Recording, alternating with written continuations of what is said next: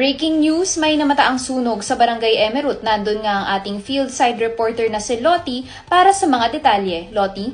Yes, tama ka. Merong sunog dito sa Barangay Emerald.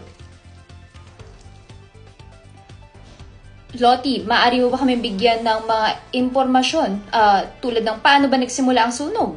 Well, usually, nagsisimula siya sa maliit na sunog, no? Lottie, wala ka bang napagtanungan dyan ng mga pwedeng witness at makapagbigay man lang sa atin ng impormasyon? Busy sila. Nagtatakbuhan.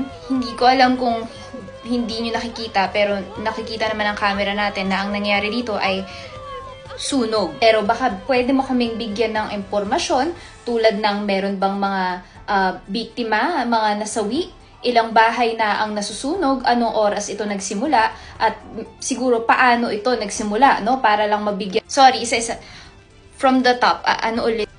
Paano nagsimula ang sunog? Well, nagsisimula ang sunog usually pag may friction or siguro may nakaiwan na naman ng anong oras ito nagsimula. Hindi ko alam kung pag nalaman ba natin yung oras, mababalik natin ang nakaraan. Meron bang mga biktima o kaya mga witness na pwede nating ma-interview dyan? Ang akin lang, kung biktima ka, bakit ka magpapa-interview, diba? Busy sila lahat, nagsisigawan. Yan po ang mga nagbabagong balita dito sa